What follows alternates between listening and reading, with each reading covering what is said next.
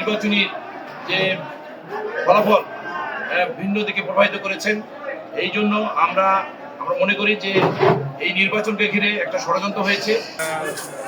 সকল সাংবাদিক ভাইয়েরা এবং আমাদের মাঝে উপস্থিত আছেন পীরগঞ্জ উপজেলা বিএনপির সভাপতি ত্রয়োদশ জাতীয় সংসদ নির্বাচনের প্রধান এজেন্ট মাননীয় পলাশ, উপস্থিত আছেন পৌর বিএনপির সভাপতি, আমাদের পৌর বিএনপির নির্বাচনের পরিচালক জনাব সাইফুল আজাদ মন্ডল, উপস্থিত আছেন পীরগঞ্জ উপজেলা বিএনপির সাধারণ সম্পাদক জাকির হোসেন,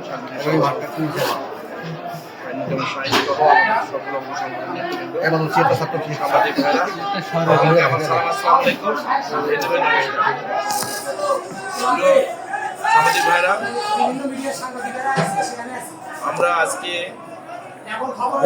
উপজেলা নির্বাহী অফিসার ও সহকারী রিটার্নিং অফিসার উপজেলা নির্বাচন গণভোট 2025 সংসদে আনুন 24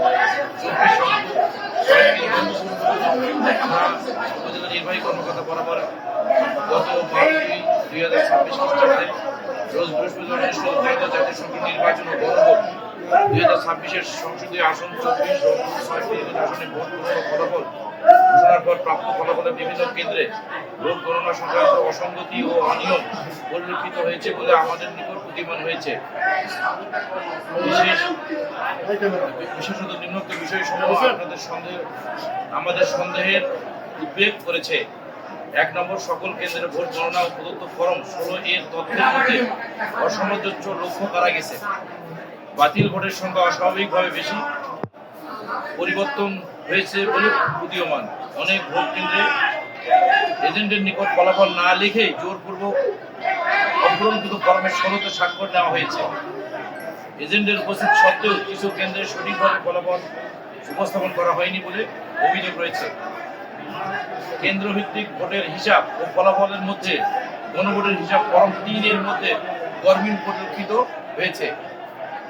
সহকারী প্রিজাইডিং ও পুলিং অফিসার কর্তৃক ভোটারগণকে ভোট প্রদানের জন্য গোল সিল অফিসিয়ালি সিল সরবরাহ করা হয়েছে, যা ভোট গণনার সময় উক্ত ব্যালট পেপার বাতিল বলে গণ্য করা হয়েছে।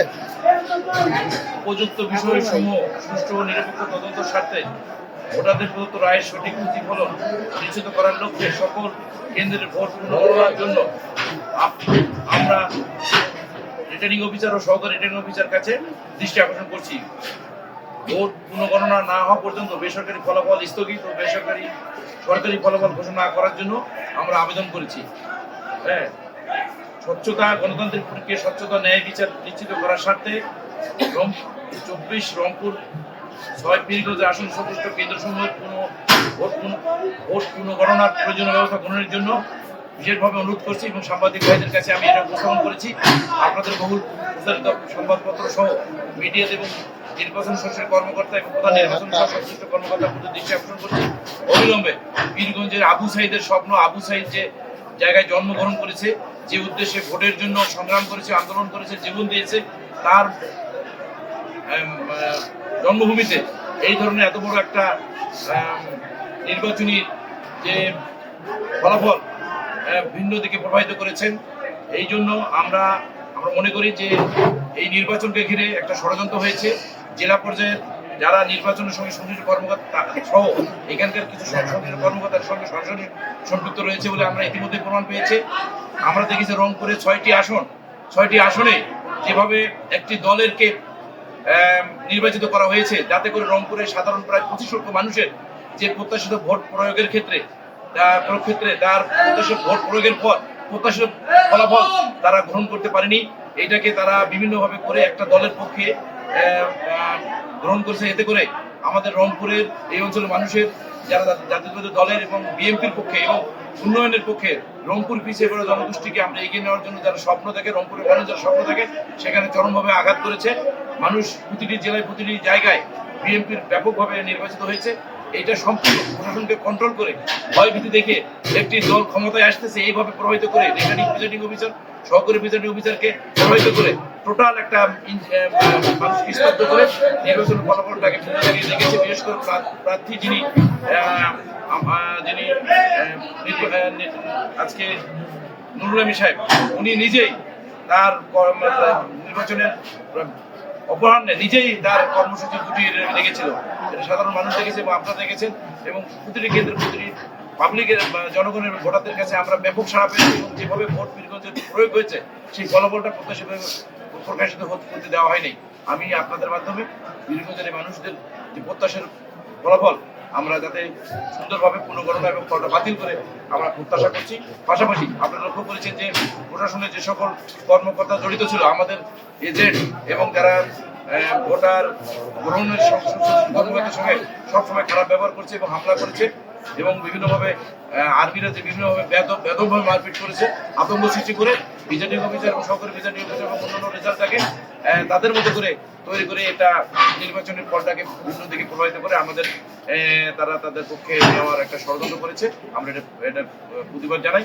পাশাপাশি আমরা মনে করি যে আমাদের সকল নেতাকর্মী গতকাল থেকে প্রায় 25 জনের উপর হামলা হয়েছে, 2-3টা বাড়ির উপর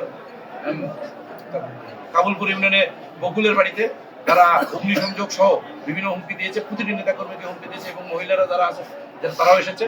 এইটা প্রশাসনের দৃষ্টি আকর্ষণ করছি, নাহলে বিভিন্ন একটা পর্যায়ে যাবে। যারা মব সৃষ্টিকারী এই দল, তারা বিভিন্নভাবে মব সৃষ্টি করে আমরা পীরগঞ্জের যারা সাধারণ মানুষ, যারা বাংলাদেশ জাতীয় দলের পক্ষে যারা আছেন, তারা এখনো আছেন, ধৈর্য সহকারে আছেন। এই ধৈর্যের বাদ জানি কোনো যদি ভেঙে দেয়, আমরা প্রশাসনের কাছে দাবি করছি, আমরা বিশ্বাস করি প্রশাসনের ঘটনাস্থল দমন করবে, না হলে আগামী দিনে আমরা এটা আমাদের সাধারণ মানুষের পাশে দাঁড়াবো। এটা অঙ্গীকার নিয়ে আমরা নির্বাচনের প্রতিটি এলাকায় প্রতিটি মানুষের কাছে আমরা প্রতিশ্রুতি দিয়েছে, কোনো মানুষকে কোনো প্রকার হয়রানি করলে এটা জবাব পীরগঞ্জের পার্টিতে ইনশাআল্লাহ দিব। আমরা ধন্যবাদ।